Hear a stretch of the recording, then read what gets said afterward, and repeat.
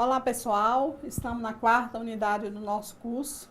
Os nossos propósitos são os mesmos: contribuir com a sua aprendizagem para a formação de um técnico em secretariado com futuro promissor. Nesta unidade serão estudados os seguintes assuntos: aprendendo a delegar competências, ampliando a criatividade, negociação, assédio moral 1, assédio moral 2. Já estudamos em aulas anteriores a importância do técnico em secretariado ser um líder, o que está diretamente interligado com a capacidade de delegar, pois líderes sabem delegar. Dentro das atividades secretariais, quanto mais responsabilidade você assume, acaba tendo um aumento de trabalho e acaba fazendo atividades operacionais e estratégicas. Por exemplo, você está atuando numa pequena ou média empresa e, como está saindo bem, sendo proativo, responsável e competente, seu gerente acaba lhe passando outras responsabilidades. É claro que você se sente feliz e valorizado, porém, as atribuições de seu cargo, quem irá realizar? É importante que faça uma boa análise do seu dia a dia, fazendo algumas perguntas a si mesmo. Que tipos de tarefas são regulares ou não regulares no meu dia a dia? Por exemplo, no meu trabalho, em casa, durante o estudo, etc. Que tipo de tarefas vêm em grande quantidade? Que tipos de tarefas precisam de atenção imediata quando chegam? Bem, você pode delegar algumas funções para um assistente ou funcionário novo, ou para a recepcionista, e dessa forma começar a preparar alguém para lhe substituir nas férias. Mas existem alguns pontos importantes que o secretariado precisa saber. Para saber mandar, tem de saber fazer. Por isso, vamos ver agora a importância de saber delegar.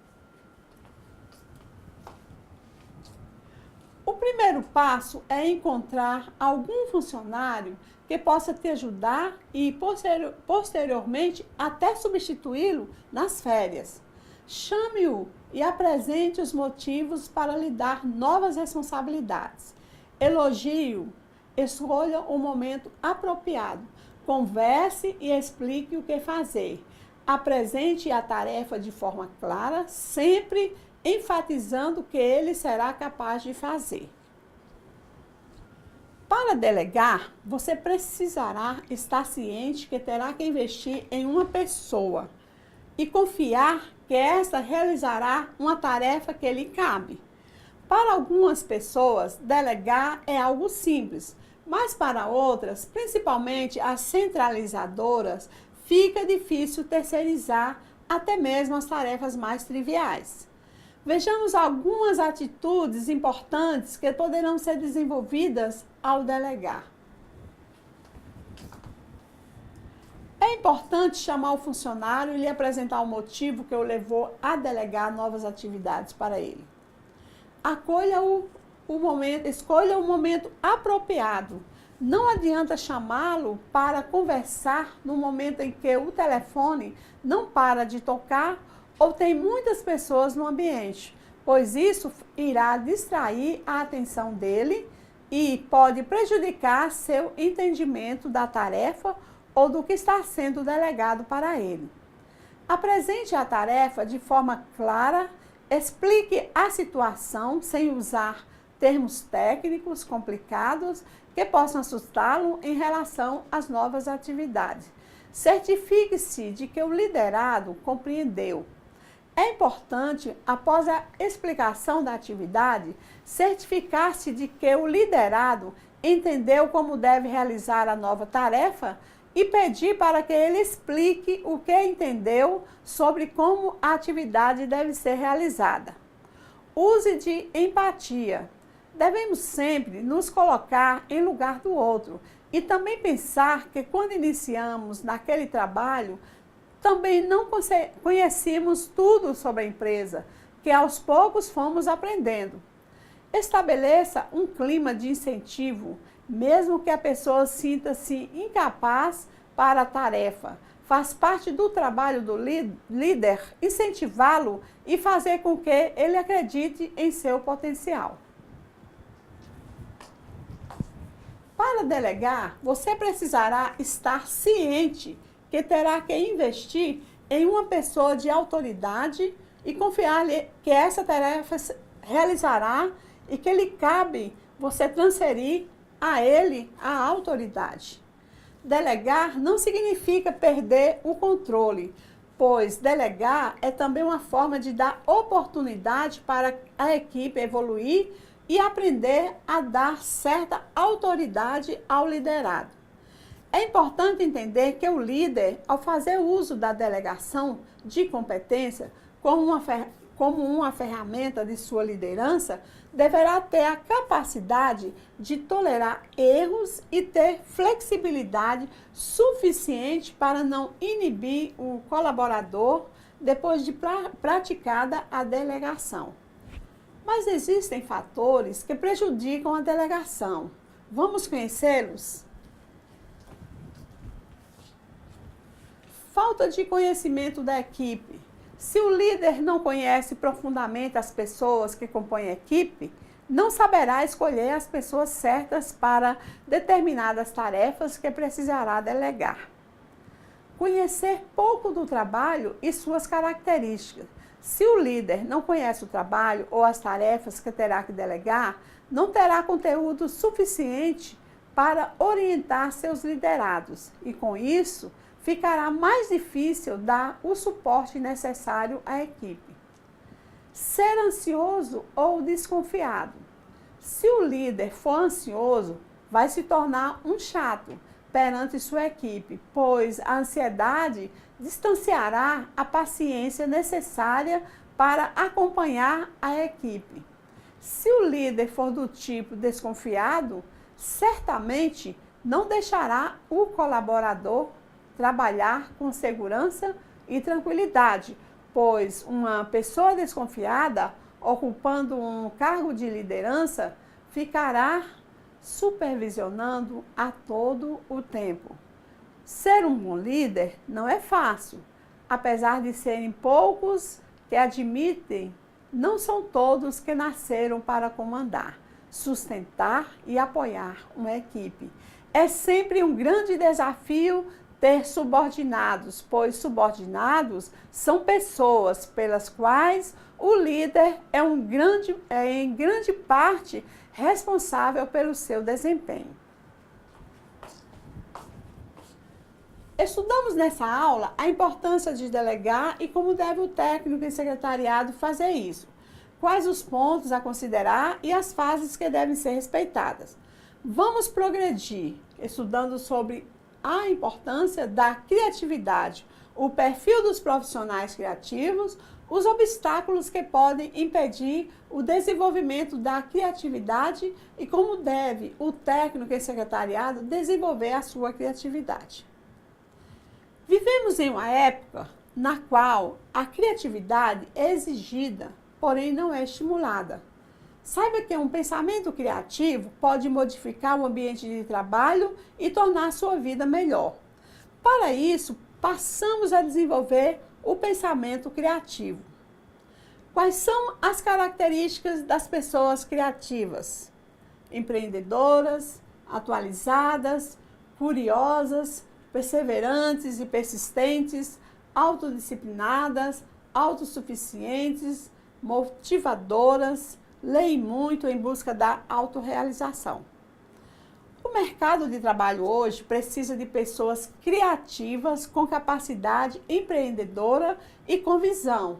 As empresas precisam e valorizam muito os funcionários que têm capacidade de usar a criatividade. Na atualidade, é importante que você saiba agregar valor ao seu trabalho, isto é, conseguir reunir as seguintes qualidades: liderança, automotivação, empatia, confiança, profissionalismo, saber trabalhar em equipe, saber se comunicar, ser criativo. Aprofundando nossos estudos, vamos saber sobre a importância da negociação diante dos conflitos e das atividades diárias do técnico em secretariado. O que é negociar? O que significa negociar no mundo corporativo? A quem pertence essa função? Vejamos então, cursistas, que nas empresas ou em qualquer outra repartição onde existam pessoas, sempre haverá questões conflituosas que precisam ser negociadas. Nesse sentido, negociar consiste em ter a vontade de encontrar uma solução satisfatória para cada uma das partes afetadas. É confrontar ideias e sentimentos para evitar que as pessoas se enfrentem ou continuem enfrentadas. É uma necessidade ante o surgimento de um conflito entre duas partes. A cada parte tem o poder tanto de impedir que a outra atinja seus objetivos, como de ajudar para obtê-los. E essas situações são encontradas em nossa vida diária a cada momento, explícita ou implicitamente. Para negociar, é preciso de habilidades que permitam intervir por meio de estudo e quebra de algumas resistências. É possível vencer o medo e aprender a arte da negociação. Passemos a conhecer alguns princípios para a negociação na visão dos autores Martinelli e Almeida. Separar as pessoas do problema, garantindo-se assim concentrar-se efetivamente no objetivo da negociação, pois frequentemente confundem-se questões pessoais com o objeto da negociação. Concentrar-se nos interesses básicos. É muito importante conhecer os interesses de ambas as partes, aqueles que são comuns e os que são conflitantes. Buscar alternativas de ganhos mútuos. Frequentemente, pensa-se existir uma única alternativa para a solução de uma situação problemática.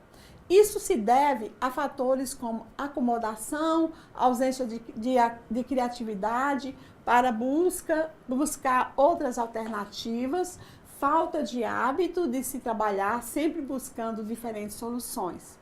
Encontrar critérios objetivos para a solução do problema. Deve passar pela mais vasta gama de soluções possível, sempre com a preocupação de procurar interesses comuns que conciliem de maneira criativa os interesses divergentes das partes.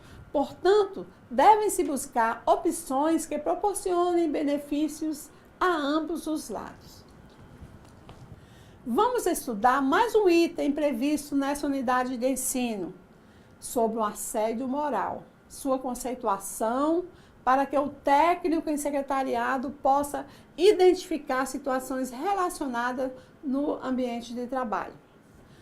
Você já se viu numa situação de humilhação acontecendo de maneira repetitiva na sua vida, escola, trabalho ou grupos sociais? A pessoa nessa situação fica muito triste, concordam? Isso pode acontecer no trabalho? Que atitudes podem ser tomadas? Primeiramente, vamos ver o significado de assédio.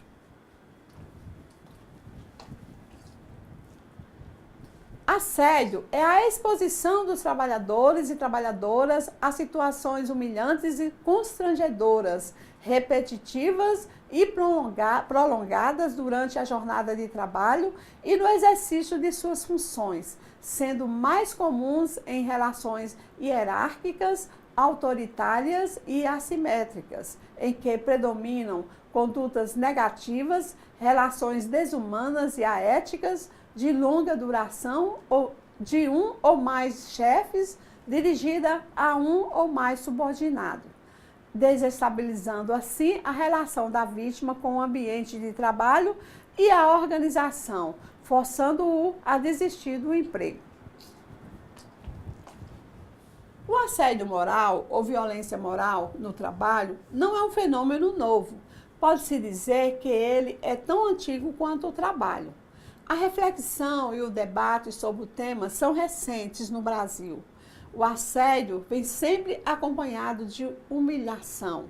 Vejamos então o significado de humilhação. É um sentimento de ser ofendido, menosprezado, rebaixado, inferiorizado, submetido, vexado, constrangido e ultrajado pelo outro. É sentir-se um ninguém sem valor, inútil, magoado, revoltado, perturbado, mortificado, traído, envergonhado, indignado e com raiva. A humilhação causa dor, tristeza e sofrimento. O assédio pode assumir tanto a forma de ações diretas, acusações, insultos, gritos, humilhações públicas, quanto indiretas, propagação de boatos, isolamento, recusa na comunicação, fofocas e exclusão social. Porém, para que sejam caracterizadas como assédio, essas ações devem ser um processo frequente e prolongado. Como ocorre o assédio moral no trabalho? A vítima escolhida é isolada do grupo sem explicações, passando a ser hostilizada, ridicularizada, inferiorizada, culpabilizada e desacreditada diante dos pares. Estes, por medo do desemprego e a vergonha de serem também humilhados, associado o estímulo constante à competitividade, rompem os laços afetivos com a vítima e frequentemente reproduzem e reatualizam ações e atos do agressor no ambiente de trabalho, instaurando o pacto da tolerância e do silêncio no coletivo, enquanto a vítima vai gradativamente se desestabilizando e fragilizando, perdendo sua autoestima. Humilhações, constrangimentos, ofensas e ataques diretos a pessoas de maneira recorrente representam a forma mais típica de assédio moral. O resultado prático dela costuma ser a honra subjetiva da pessoa, tornando-se afetada. Um ato isolado de humilhação não é assédio moral. O assédio moral pressupõe repetição sistemática, intencionalidade, forçar o outro a abrir mão do emprego, direcionalidade, uma pessoa do grupo é escolhida como bode expiatório, temporalidade, durante a jornada por dias e meses, degradação deliberada das condições de trabalho.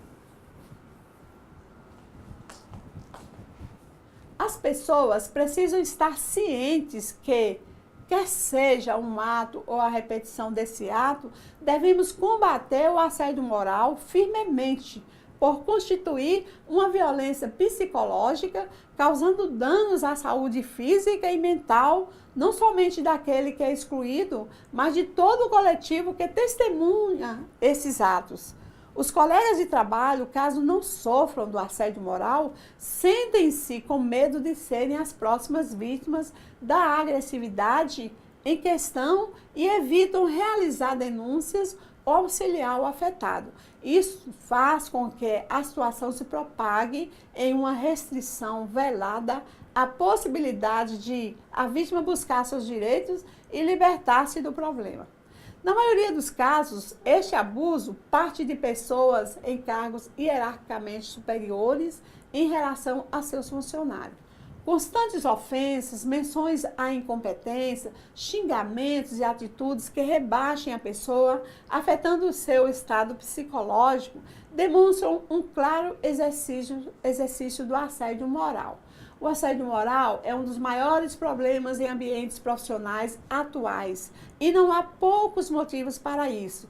Por ser algo relativamente subjetivo, não é fácil que a pessoa identifique estar sofrendo do abuso e isto pode afetar sua confiança, sua autoestima e levar a uma série de problemas físicos e psicológicos. Toda prática de humilhação consiste numa forma de agressão e violência no trabalho. A violência moral no trabalho constitui um fenômeno internacional, segundo o levantamento da Organização Internacional do Trabalho, em diversos países desenvolvidos. A tendência desse ato é aumentar. O agressor que faz acontecer esse ato possui estratégias que podem ser identificadas como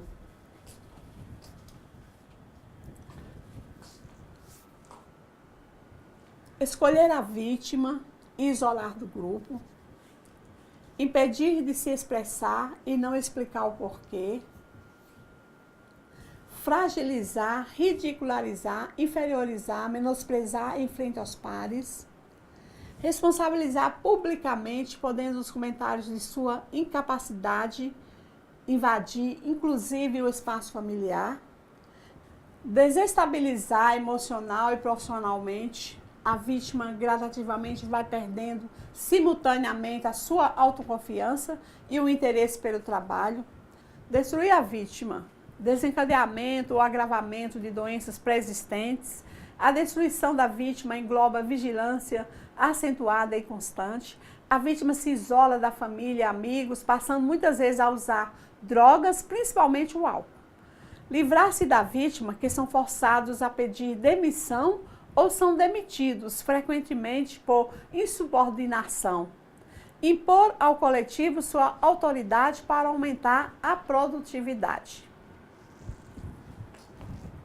Nesse caso, a vítima precisa tomar as devidas providências para acabar com a situação que convive. O que ela deve fazer? Resistir. Anotar com detalhes todas as humilhações sofridas, dia, mês, ano, hora, local ou setor, nome do agressor, colegas que a testemunharam, conteúdo da conversa e o que mais você achar necessário. Dar visibilidade, procurando a ajuda dos colegas, principalmente daqueles que testemunharam o fato ou que já sofreram humilhações do agressor. Organizar. O apoio é fundamental dentro e fora da empresa.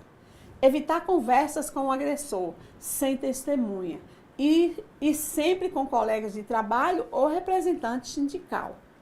Exigir por escrito explicações do ato agressor e permanecer com cópia da carta enviada ao DP ou RH e da eventual resposta do agressor.